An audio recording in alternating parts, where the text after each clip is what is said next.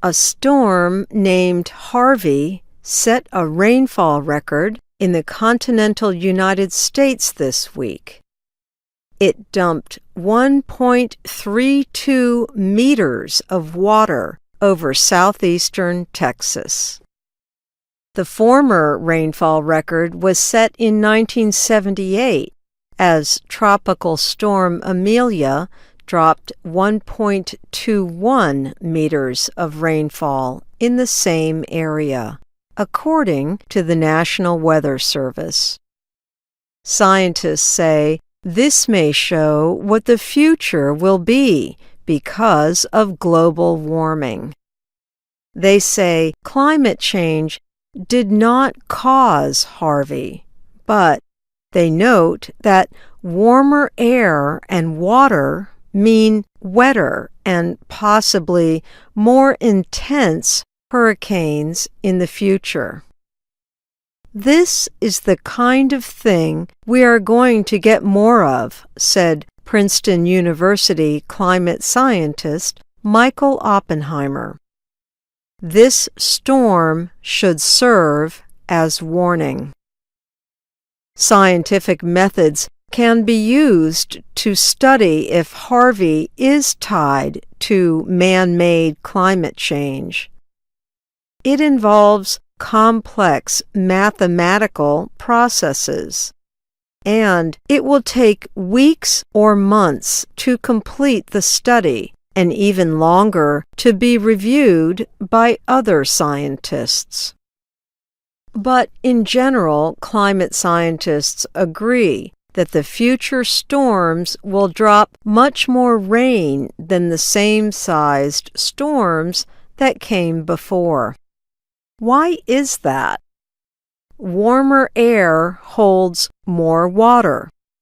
For every degree Celsius, the atmosphere can hold and then drop an extra 7% of water, according to several scientists. Global warming also means warmer seas, and it is warm water that fuels hurricanes.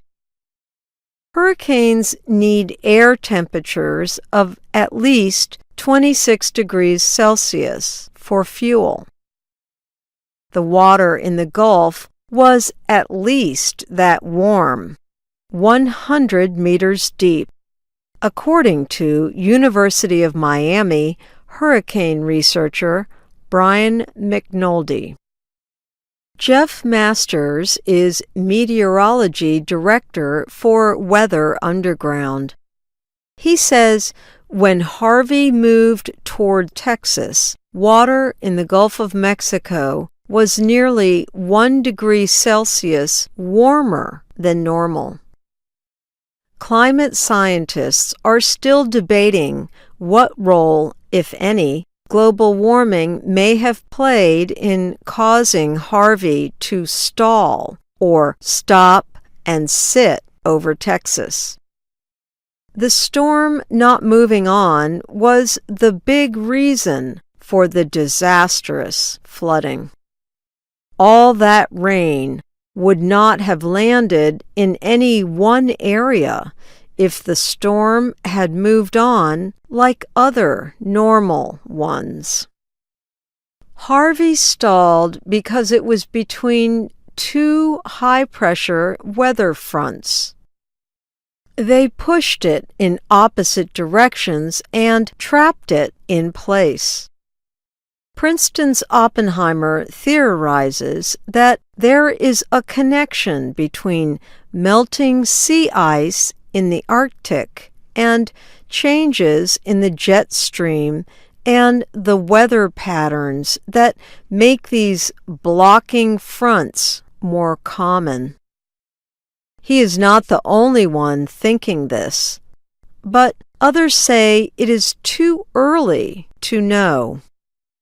Cliff Mass says climate change is not powerful enough to create an event like Harvey's rainfall.